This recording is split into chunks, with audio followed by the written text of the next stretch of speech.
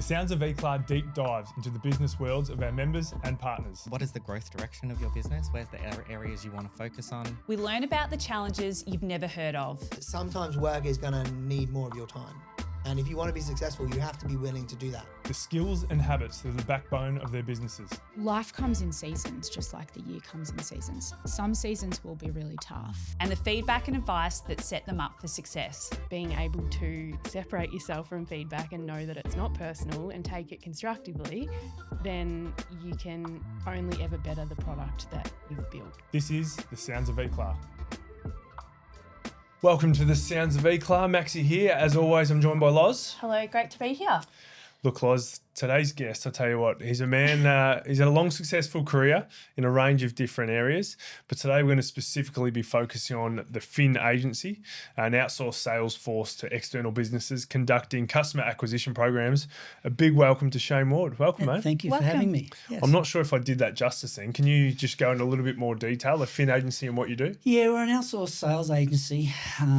Over the years I've been operating, it was mainly to commercial operations where they would outsource us, and we provide a labour force, sales reps, to go out and represent their brands.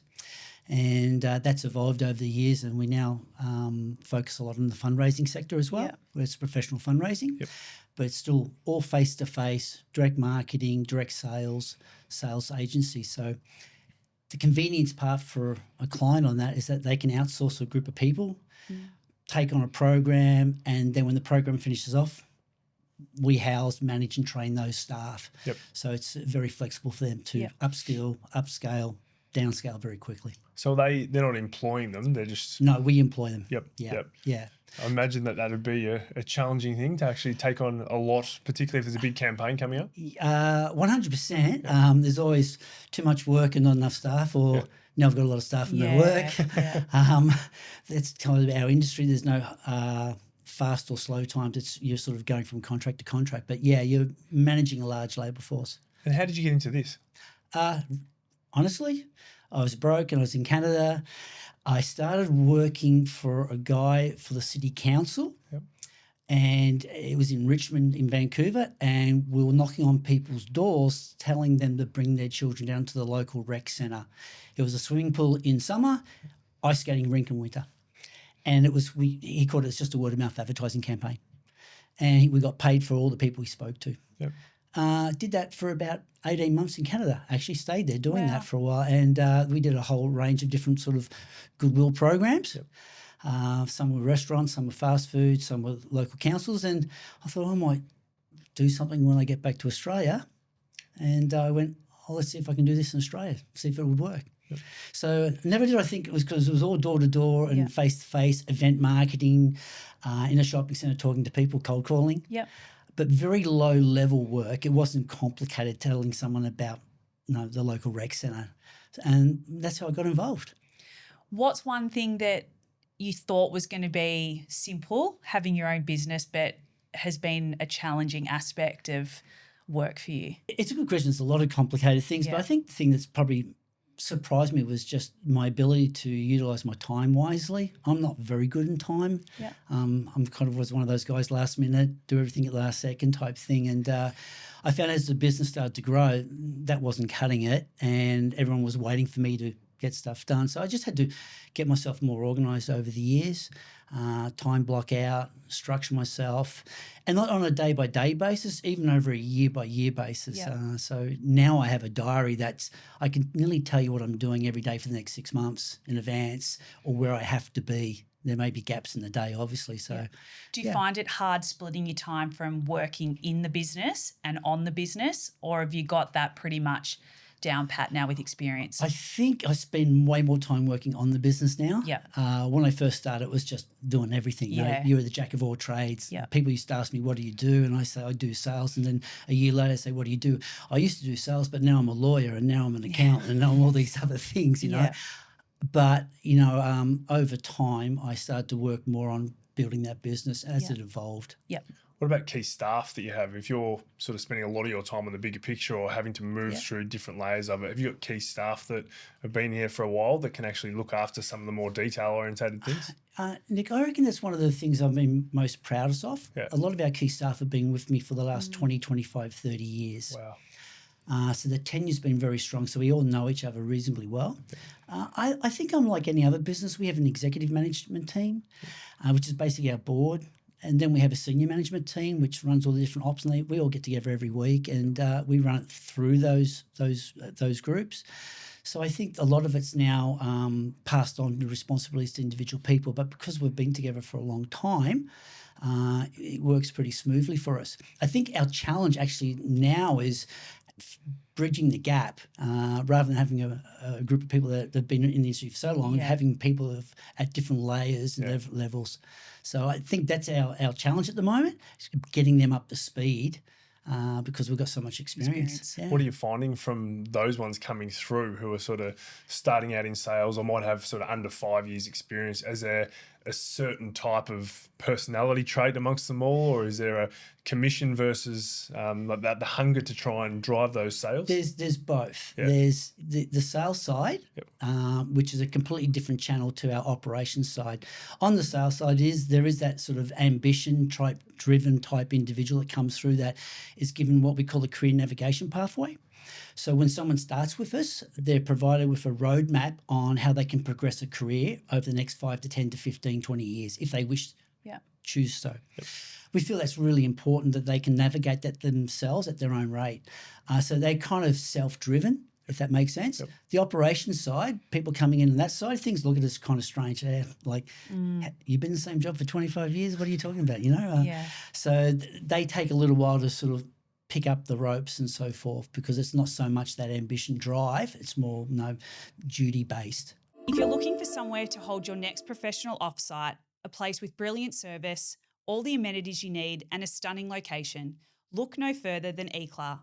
Find out more at eclar.com. Tell us about some of the skills or habits that you've created over time that you've probably reflecting now that you look back at, or maybe some routines that are just something that's part of your day-to-day. Routines, the day-to-day. I'll give you my first routine is I go get a coffee every morning. 6 o'clock, I sit down at the coffee shop for an hour and I do all my prepping for the day. And I tend to do that pretty much most days of the week when I'm at home, if I'm not travelling. And I just spend an hour just going through what's my schedule, what I need to do, what's my important conversations, what's a message I'm trying to deliver, what's a topic I'm talking about. I do that sort of routinely every day. On an iPad, in a notebook? I do everything on the iPad. I've never had a laptop. I've never travelled with a laptop. I tend to find I just communicate and take notes. Old days I'd have lots of notebooks, piled up. Though I can't read my own writing, which is not helpful. I tend to scribble. I call it chicken scratchings.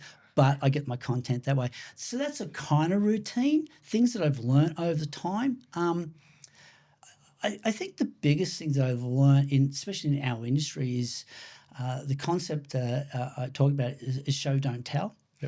And what I mean by that is when someone starts anywhere, you get told what to do and you get given a guide or a documentation of what your role is, and people give you that role and they expect you to fulfill that role.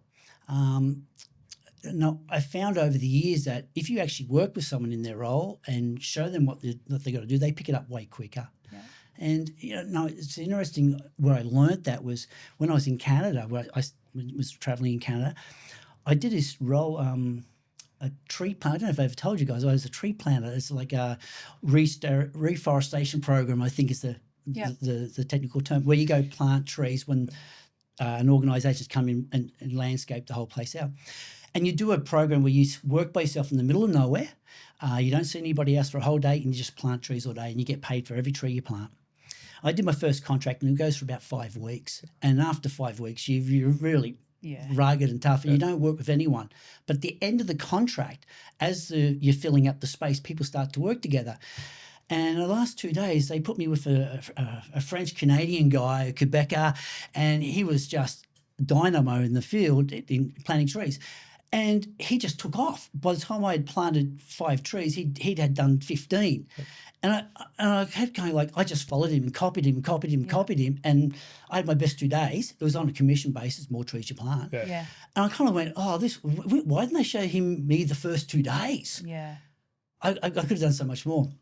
And in our sales role, that's how we applied it. I was just going to say, do you take that now, that little learning into your leadership now? Pretty much so, you know, as much as I can. Yeah. And sometimes to the detriment, because you don't want to be spending 2 of us doing the same great job, you know. Yes, you want to delegate out, but I find that if you can put time aside to work with someone in their role, whatever that role is, it just elevates them so quickly. Yeah. Is there ways that you can get the learning types of the individuals first? Because I coach under 14s in football, and I know that if I tell them, they don't quite understand. If I show them, they're still not quite there. But if I video them doing it, they get it straight away. Because then they can actually got something to refer back to. So then you show them the video and I go, look at this, and I actually understand it. But not everyone learns the same way, so it's always difficult. Yeah, tell, see, do, I think is what you're talking about there. So, you tell someone what to do and then you show them and then they get them doing it themselves. And the real learning doesn't really come till they do it themselves. That's their own experience. So helping them get to that stage quickly is probably the key thing. What's some hard feedback that you've received over your journey in business?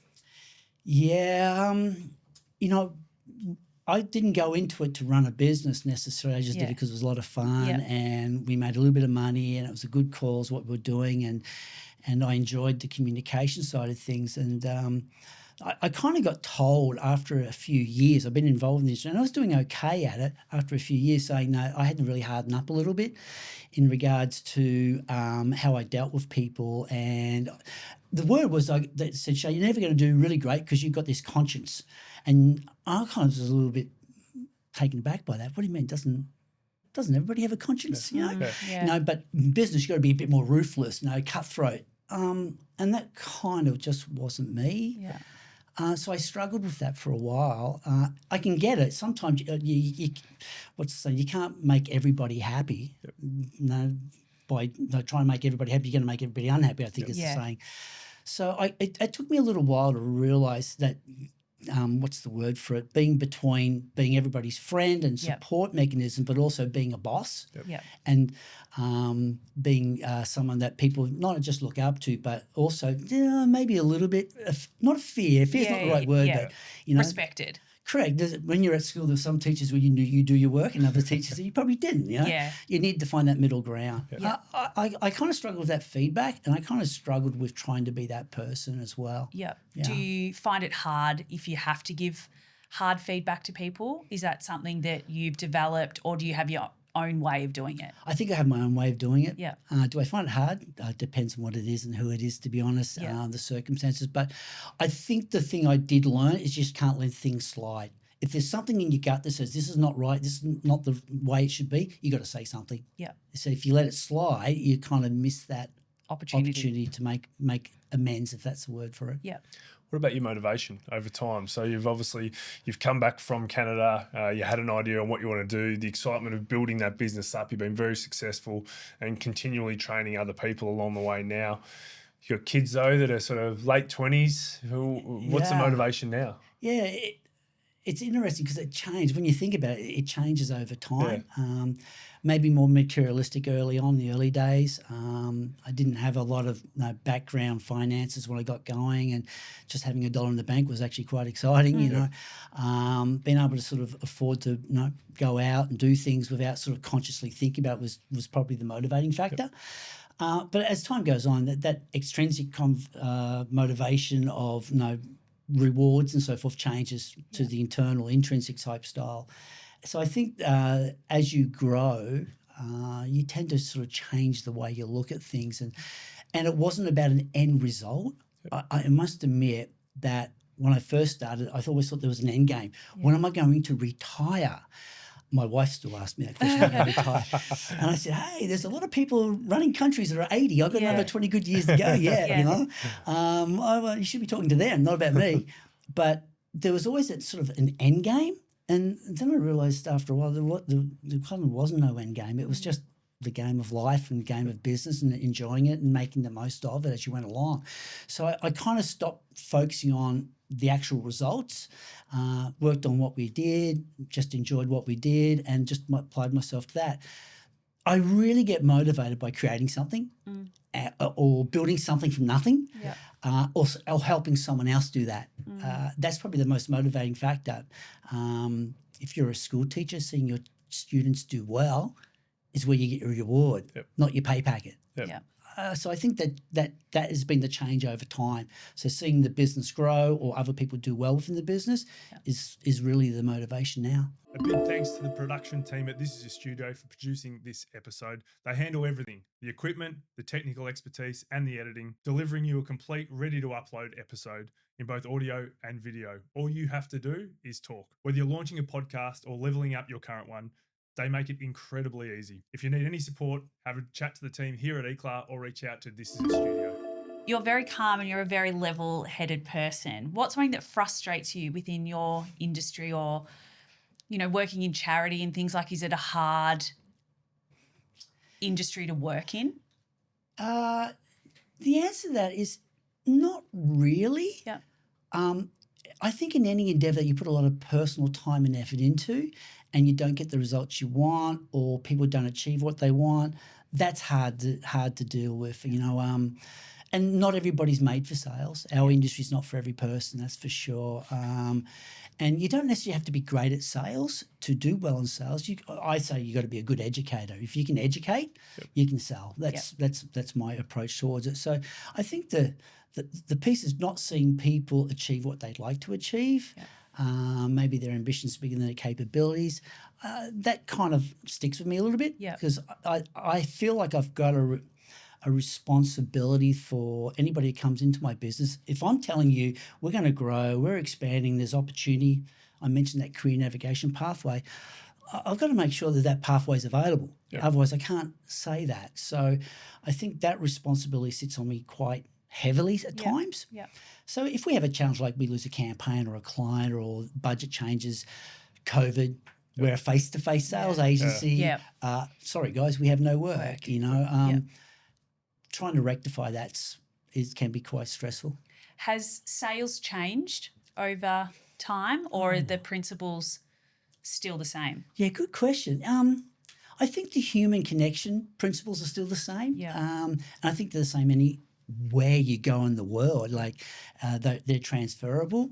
The product, the structures, the services, the systems behind it, the IT behind it, that has changed. It's made life easier, which is good in some cases, not so good in other cases. People sometimes don't learn the lessons they need to learn because it can be sometimes a little bit easier. But I think fundamentally the sales processes are still the same. Even though it's face-to-face, AI coming in, I assume is going to make some huge changes. You know what, the AI technical side hasn't had an impact on us yet because I think that human connection is really important.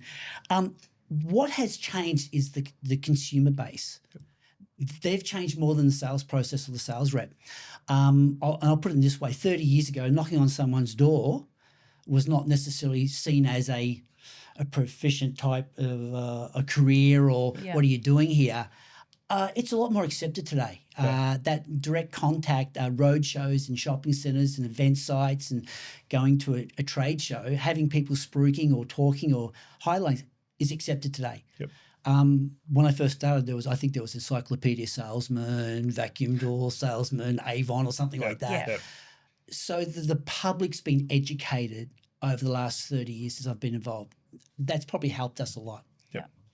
I know you've had a lot of people who have come along the journey with you who have been there for a long time, like you said, like you mentioned earlier on, but you've also had some people that have fallen by the wayside that haven't been able to come on that journey for whatever reason. How hard's that been to think that I've got people next to me, they're going to be here forever, but then understand that different opportunities come and they don't quite get to live out the same journey? As I was saying before, one of the disappointing things is if people don't achieve what they want to achieve for themselves. And when you're planning or building a relationship or trying to create something together, you form a really close bond. You know, you just do in any work environment, I think. And if that doesn't evolve long term, then that's a disappointing factor. I think the bright side of that is my view is if they don't be, or they're not successful, or not successful, not the right word, if they don't continue their career here, they better take what they learned here and apply it to where they've gone. Yeah. If they don't, I'm coming after you. You know, it's like, you know, and I had a young guy call me once, this is many years ago, and the record shop used to be called Brash's, I think. Yep. His record store, yeah. Yep. And he said, Shane, I've got to call you. So I said, what's that? I said, I do a sales impact every morning with all the sales reps, and I get them all together and we talk about one aspect of sales. Okay. It was just an activity we did each morning with our sales reps. We do just a sales impact, we call it. We'd only run 5 minutes, just a freshener, and we do it every day. And we found training was really our key to our business success because we train every day. We don't just train on board, we train every day. And he took it into this retail shop. And he says, oh, the sales are improving. Everyone's that's what I mean by if you can get the goodwill of someone taking what they've learned and applied it, even at a low level like that. Yeah. And some other people have gone and built other great businesses that have done exceptionally well. So I think there's a bit of pride that even if they're not with us, they've taken something from you. Yeah. What's a skill or a value that you look in a person that you're going to employ and bring in-house? I reckon respect comes to the first word that comes to my mind. What I mean by respect is just respect for everybody that comes into your business for who they are, what they can do, what their background is, what they may want to achieve. We do have a hierarchical system in business, but we try and make it as meritocracy as possible. Yep. And we try and split the relationships between senior staff to junior staff where they're all interrelating to each other.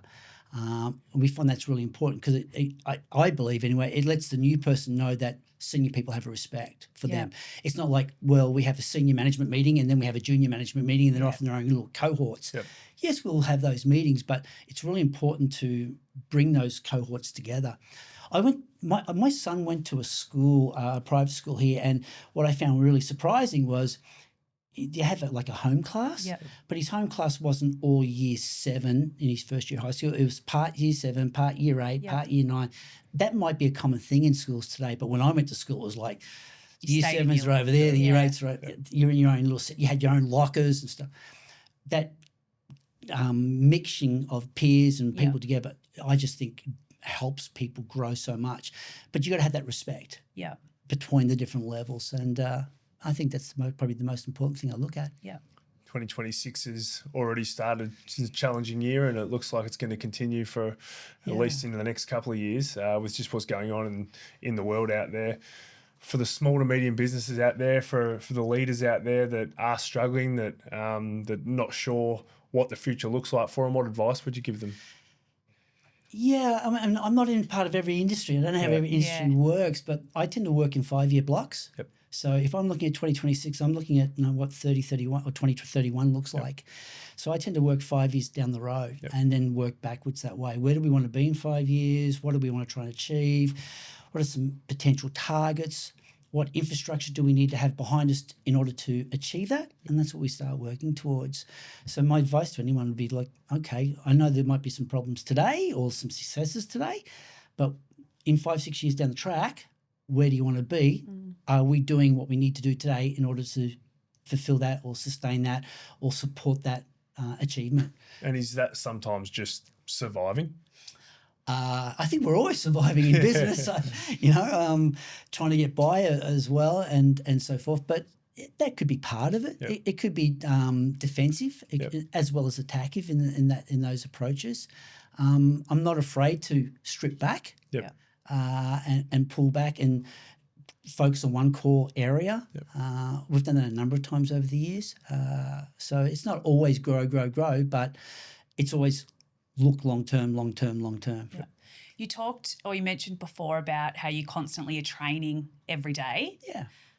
Do you think that's really important when in business? Because sometimes you can just focus on what's next. Do you think upskilling and training and re-going over things for growth is important? 100%. And not everybody has the ability to have the what's the word for it? The capability to be able to do it. You know, we're time poor. Yeah. But that ongoing training is so important. And what we find from our training is that not only are you being delivered to, you also have to deliver.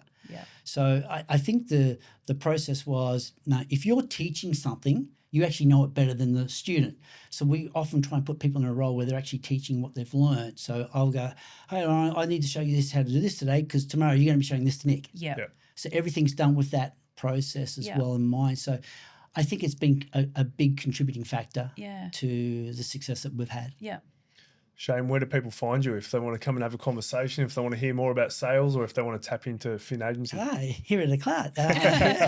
Of course, always here. Yes, yeah.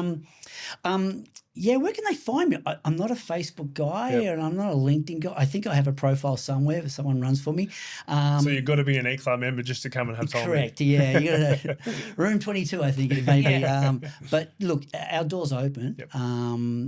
And if anybody wants to know anything about our industry, we're more than welcome to share. A lot of that training is can be transposed into any industry. Yeah. So we have a lot of wealth of knowledge in that space. Yep. Well, it's great seeing all the training that goes on here at eCloud when you run your seminars and you have people through, and obviously got a great band of people that you're working with. So thanks very much for giving up your time. Always a great message. It's always good chewing the fat with you, because I tell you, we do it all day long. Good with Loz, listen to what you have to say. Thank you. It's Done. been a pleasure. Thanks, you. mate. Big thank you to This Is a Studio for continuing to help us and support us with this podcast. This has been The Sounds of eCloud. We hope you enjoyed it, and we look forward to having you again next time.